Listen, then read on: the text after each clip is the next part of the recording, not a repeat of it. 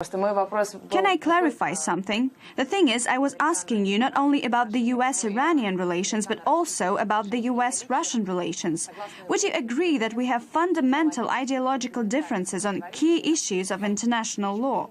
So right on the eve of my meeting with Barack Obama, you're pushing me to make some serious statements. It's a very important issue. If the country thinks it has more rights than others... I thought you wouldn't notice my deviation, but you did. Indeed, you are very persistent. To date, we don't have any significant ideological differences, but we have fundamental cultural differences. Individualism lies at the core of the American identity, while Russia has been a country of collectivism. One student of Pushkin's legacy has formulated this difference very aptly. Take Scarlett O'Hara from Gone with the Wind, for instance. She says, "I'll never be hungry again." This is the most important thing for her. Russians have different, far loftier ambitions, more of a spiritual kind. It's more about your relationship with God. We have different visions of life. That's why it's very difficult to understand each other, but it's still possible. That's why there's international law to create a level playing field for everyone. The US is a very democratic state, there's no doubt about that, and it originally developed as a democratic state. When the first settlers set their foot on the continent, life forced them to forge a relationship and maintain a dialogue with each other to survive. That's why America was initially conceived as a fundamental democracy. With that in mind, we should not forget that America's development began with a large-scale ethnic cleansing, unprecedented in human history. I wouldn't like to delve so deeply into it, but you're forcing me to do it. When Europeans arrived in America, that was the first thing they did. And you have to be honest about it. There are not so many stories like that in human history. Take the destruction of Carthage by the Roman Empire. The legend has it that Romans ploughed over and sowed the city with salt so that nothing will ever grow there.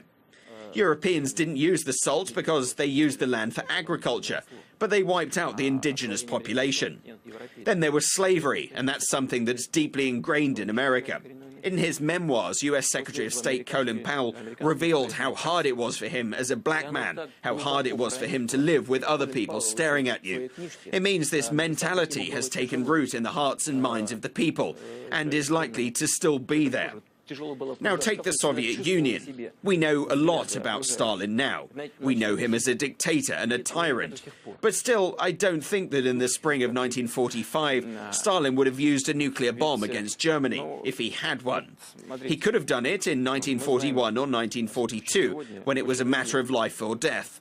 But I really doubt that he would have done it in 1945, when the enemy had almost given up and had absolutely no chance to reverse the trend. I don't think he would. Now look at the US. They dropped the bomb on Japan, a country that was a non-nuclear state and was very close to defeat. So there are big differences between us, but it's quite natural that people with such differences are determined to find ways to understand each other better. I don't think there is an alternative. Moreover, it's not by chance that Russia and the US forged an alliance in the most critical moments of modern history. That was the case in World War I and World War II. Even if there was fierce confrontation, our countries united in the face of a common threat, which means there's something that unites us. There must be some fundamental interests that bring us together. That's something we need to focus on first. We need to be aware of our differences, but focus on a positive agenda that can improve our cooperation. America and Russia's relations with the US are important issues for our network, largely because Americans make up most of our audience. If you simply look at our website's hit statistics, you'll see that most of our audience comes from America. So anything related to the US is a key topic for us. And here is Anastasia Cherkina, who has specially come over from New York for this meeting. She works at our US-based channel, RT America, which caters to an American audience and focuses specifically on American issues. Is that right, Anastasia?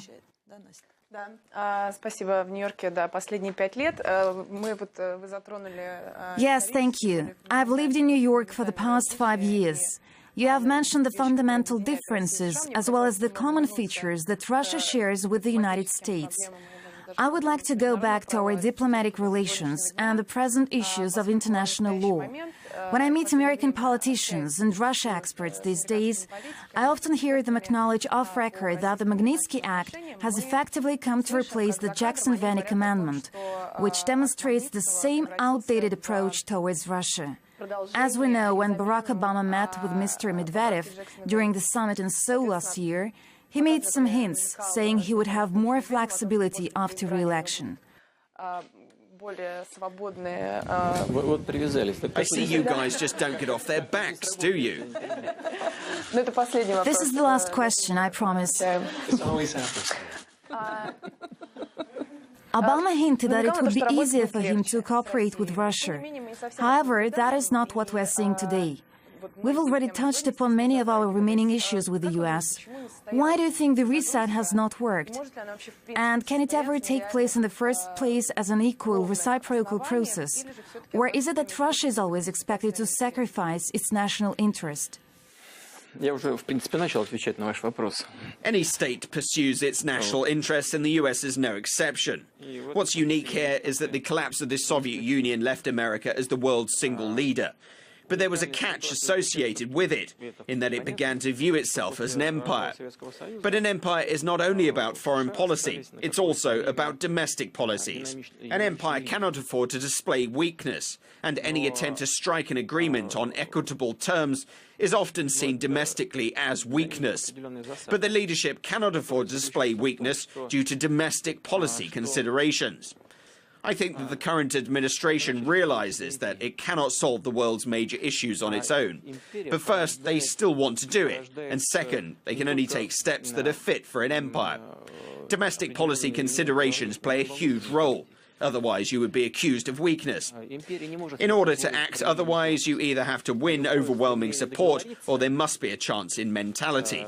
When people will understand that it's much more beneficial to look for compromises than to impose your will on everyone. But it certainly takes time to change those patterns of thinking in any country. In this case, it's the US. First and foremost, this change should take place in the minds of the ruling elite, in the broad sense of this phrase. I don't think that it's impossible. I think we've almost come to that point. I very much hope we'll reach it soon. Thank you, Mr. Putin.